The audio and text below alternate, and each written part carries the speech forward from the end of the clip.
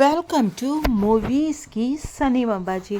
हम सुन रहे हैं ड्रीम गर्ल हेमा मालिनी जी के जीवन की कुछ सुनी और कुछ अनसुनी कहानियाँ। अभी तक की कहानी में हमने सुना कि हेमा मालिनी जी ने अपना स्थान अब मुंबई में बना लिया था। इसी क्रम में अपनी कुछ फिल्मों का जिक्र करते हुए हेमा जी खुद ही बताती हैं कि उन्हें इन फिल्मों में काम करने में कैसा लगा और कैसा अनुभव हुआ, और इन फिल्मों से जुड़े हुए कुछ मज़ेदार किस्से भी हेमा मालिनी जी ने शेयर किए।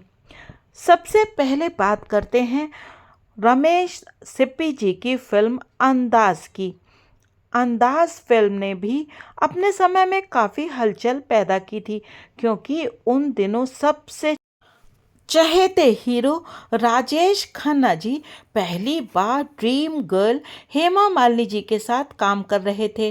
रमेश सिप्पी जी ने हीरो के रूप में शम्मी कपूर जी को लिया था और हीरोइन लिया था हेमा जी को। हालांकि वो एक ऐसी हीरोइन की तलाश में थे जिसकी अपनी कोई निश्चित छवि ना हो, यानी कि कोई इमेज ना हो, और हेमा जी इस तरह के खतरे उठाने का काम करती थीं। इसके लिए उनके अंदर एक विशेष गुण था। वो कहती हैं, रमेश जी हिंदी सिनेमा की मुख्य धारा के नियमों को बदलना चाहते थे और मैं उन्हें हर तरह से प्रोत्साहित करना चाहती थी।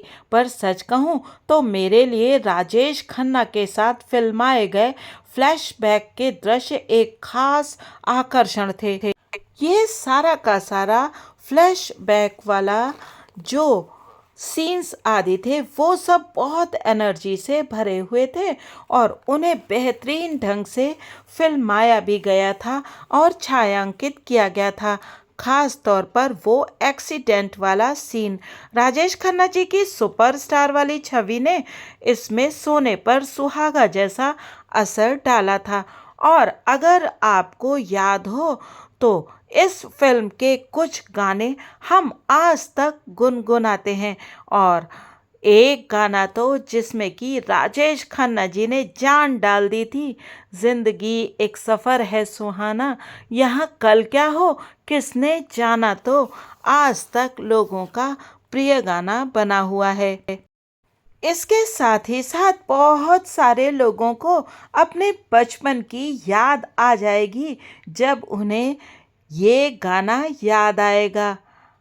हम तो गए बाजार में लेने को आलू, आलू वालू कुछ न मिला, पीछे पड़ा भालू, रे मामा रे मामा रे मामा रे।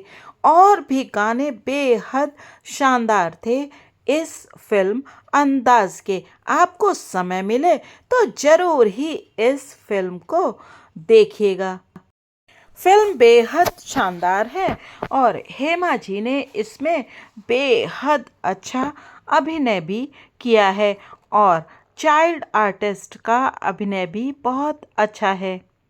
और अब बात करते हैं फिल्म लाल पत्थर की।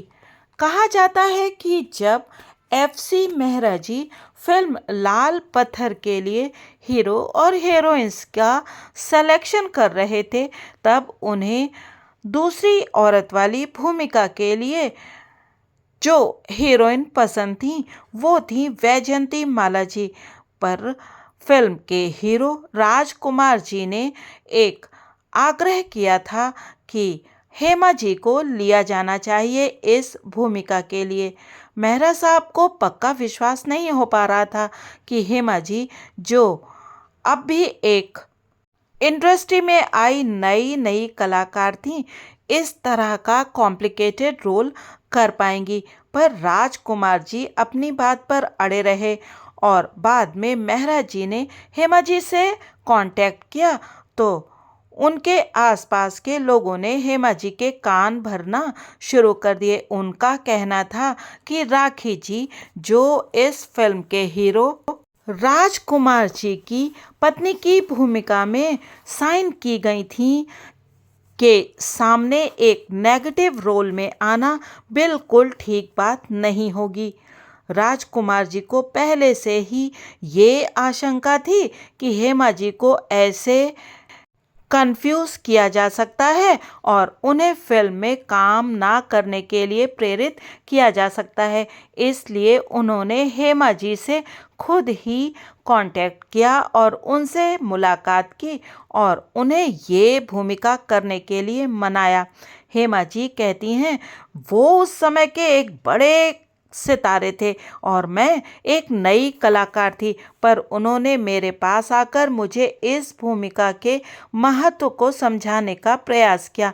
उन्होंने मुझे उत्तम कुमार जी और सुप्रिया देवी जी द्वारा निभाई गई मूल बंगला फिल्म लाल पत्थर को देखने और उसके बाद ही कोई डिसीजन लेने की सलाह दी। मैंने ऐसा ही किया और फिर मुझे किसी की सलाह की आवश्यकता ही नहीं पड़ी। मैंने ये भूमिका स्वीकार करने का मन बना लिया था। जब फिल्म की शूटिंग शुरू हुई तो राजकुमार जी ने हेमा जी को हर तरह से गाइडेंस दी और हेमा जी बताती हैं, वो हर वक्त मेरे काम को देखते रहते थे और मुझे बताते थे कि मैं कहाँ और क्या गलत कर रही हूँ। मैं उनके सुझावों के लिए उनका शुक्रिया अदा करती हूँ। हेमा जी बहुत कृतज्ञता और विनम्रता के साथ ये बात बता रही थी। जैसे जैसे शूटिंग आगे बढ़ी, फिल्म के डायरेक्टर सुशील मजूमदार भी इस बात को मान गए कि हेमा जी ही इस भूमिका के लिए बिल्कुल सही पसंद थी। वे चाहते थे कि ये सभी कैरेक्टर कला के सभी नव रसों को अभिव्यक्त करें और हेमा जी का एक परफेक्ट डांसर होना इसमें सहायक सिद्ध हो रहा था।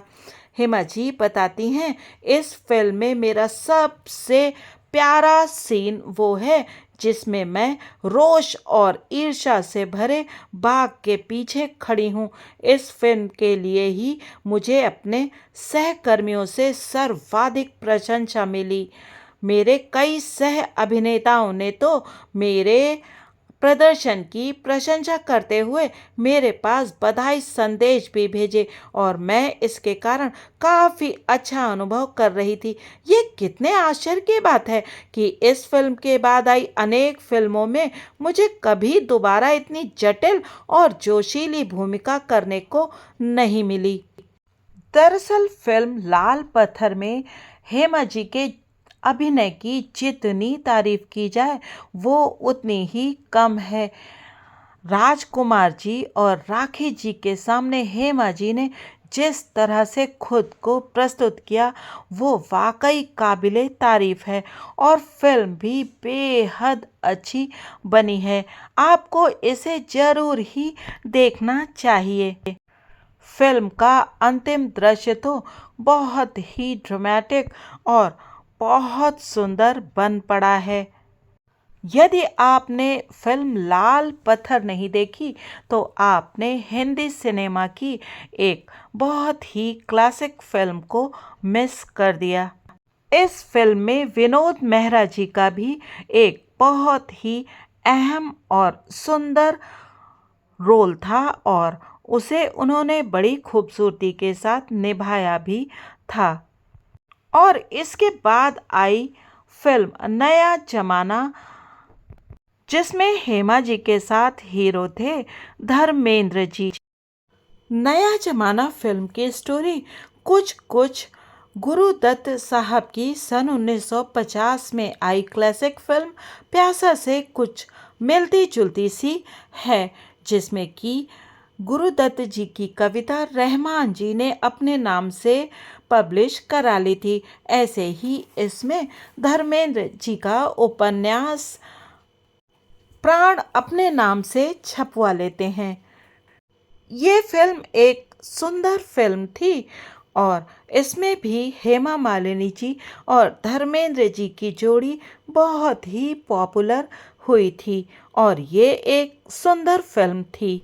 फिल्म पराया धन में हेमा जी एक गोद ली हुई बेटी बनी थी और तेरे मेरे सपने उन्होंने एक सुपरस्टार की भूमिका निभाई थी और फिर आई थी फिल्म राजा जानी। इस फिल्म में हेमा जी गली में नाचने वाली एक लड़की की भूमिका में थीं और फिर श्रीधर जी ने उन्हें फिल्म गहरी चाल का ऑफर दिया था। इन्होंने हिंदी फिल्मों में आने से पहले हेमा जी को अपनी तमिल फिल्म से निकाल दिया था। अब हेमा जी एक स्टार बन चुकी थी तो श्रीधर जी को उनसे कांटेक्ट करने में कोई समस्या नहीं थी और हेमा जी ने भी दरिया दिली दिखाते हुए उनका ऑफर स्वीकार कर लिया। हालांकि ये फिल्म काफ़ी पहले शुरू हुई थी लेकिन ये आई सीता और गीता के बाद। फिल्म गहरी चाल में अमिताभ बच्चन जी भी थे और फिल्म एक मिस्ट्री पर आधारित स्टोरी पर थी। हालांकि फिल्म उतनी नहीं चली जितनी अपेक्षित थी, मगर सीता और गीता ने तो जैसे धूम ही मचा दी थी। उस फिल्म में हेमा जी ने दो भूमिकाएं निभाई थीं जो एक दूसरे से बिल्कुल अपोजिट थीं। फिल्म गहरी चाल के बारे में एक कहानी बताई जाती है कि डिस्ट्रीब्यूटर्स ने इस फिल्म में हेमा जी के एक्शन वाले सीन शामिल किए बिना इसे प्रदर्शित करने से इनकार कर दिया था और फिल्म के डायरेक्टर के पास कोई विकल्प नहीं था और उन्होंने शूटिंग के बीच में स्टोरी लाइन में परिवर्तन करते हुए फिल्म के क्लाइमैक्स के सीन्स में हीरो जितेंद्र और अमिताभ बच्चन जी के बजाय हेमा मालिनी जी से विलेन को पिटवाया। हेमा जी एक गांव की कोरी जो पत्थर और पायल में उन्होंने रोल निभाया था उसमें भी उतनी ही विश्वसनीय लगती थी जितनी कि एक शहरी पॉकेटमार जो रोल उन्होंने निभाया था अमीर गरीब में लगती थी। फिल्म सीता और गीता तो हेमा जी की एक क्लासिक फिल्म है जिसमें उन्होंने दोनों भूमिकाएं बहुत अच्छे से निभाई थी और जिस रोल में उन्होंने चंचल लड़की का रोल किया था वो तो उन्होंने बहुत अच्छे से निभाया था और बेहतरीन कॉमेडी की थी। हेमा जी इतनी अच्छी टाइमिंग के साथ कॉमेडी भी कर सकती हैं, ये आपको सीता और गीता देखकर पता चलेगा। दरअसल सीता और गीता में हेमा जी ने दो जुड़वा बहनों का रोल किया है जिसमें एक में वो तमाशा दिखाने वाली बनी है और एक में बिल्कुल सीधी सादी लड़की, लेकिन दोनों रोल्स में उन्होंने बहुत ही अच्छा अभिनय किया है। फिल्म के गाने भी बहुत मशहूर हुए थे जिसमें उनका एक गाना संजीव कुमार जी के साथ ओ साथी चल बहुत ज़्यादा फेमस हुआ था और उसका फिल्मांकन भी बहुत अच्छे ढंग से किया गया था। हेमा जी ने और संजीव कुमार जी ने उस सीन में और उस गाने में स्केट्स पहन करके अभिनय किया था। फिल्म सीता गीता भी एक ऐसी फिल्म है जिसे आप एक बार देख करके बार बार देखना चाहेंगे, तो इस फिल्म को भी बिल्कुल मिस मत कीजिएगा और इसे ज़रूर देखिएगा। फिल्म सीता और गीता में दोनों हीरोज यानी कि संजीव कुमार जी और धर्म जी ने भी बहुत अच्छे और कॉमेडी वाले रोल किए थे और फिल्म की जान थी मनोरमा जी। मनोरमा जी ने भी फिल्म में बहुत अच्छा अभिनय किया था। फिल्म में हेमा मालिनी जी का पंखे पर बैठने वाला सीन भी बहुत अच्छा बना है और उस सीन में भी बहुत हास्य पैदा होता है। फिल्म बहुत अच्छी है और आपको इसे ज़रूर देखना चाहिए। फिल्म प्रेमनगर जिसे बनाया था नागी रेड्डी जी ने, उसके बारे में हेमा मालिनी जी ने बताया था कि मैंने इस फिल्म में राजेश खन्ना जी की सेक्रेटरी सेक्रेटरी की भूमिका अदा की थी। मैं पात्र के साथ खुद को जोड़ पा रही थी क्योंकि वो भी गर्वीली और संयत थी। हेमा जी बताती हैं कि वो मद्रास में होने वाली शूटिंग के लिए हमेशा लालायित रहती थी क्योंकि इसी बहाने उन्हें अपने नए बने बंगले में रहने का मौका मिल पाता था। अन्यथा मेरा कार्यक्रम इतना व्यस्त रहता था कि मैं अपने नए घर का आनंद उठाने का अवसर ही नहीं निकाल पाती थी। इसीलिए जब भी मुझे कोई रोचक दक्षिण भारतीय प्रोजेक्ट मिलता, मैं उसे तुरंत स्वीकार कर लेती। मेरे परिवार के लोग भी मद्रास में मेरी शूटिंग की आस लगाए रहते थे क्योंकि वहाँ हमें एक अच्छा समय बिताने को मिलता था। प्रेम नगर भी एक बहुत ही अच्छी और सुंदर फिल्म थी। फिल्म प्रेम नगर का गाना ये लाल रंग कब मुझे छोड़ेगा बहुत प्रसिद्ध हुआ था और फिल्म की स्टोरी भी बहुत ही सुंदर प्रेम कथा पर आधारित फिल्म थी। आज हेमा जी की फिल्मों की बातों को यहीं पर छोड़ देते हैं और आगे अगले अंक में जानेंगे कि और कौन कौन सी भूमिकाएं थीं जो हेमा जी के दिल के बहुत करीब थीं और उन फिल्मों की शूटिंग में उन्हें किस तरह की दिक्कतें आईं और किस तरह से उन्हें इस तरह के खूबसूरत रोल निभाने का अवसर मिला और उन्हें इसके लिए क्या क्या प्रयत्न करना पड़ा। आप बने रहिएगा मूवीज़ की सनीमाबाजी के साथ और देखते रहिएगा हेमा जी पर आधारित ये सुंदर श्रृंखला dream girl Hema Malini, women behind the dream girl.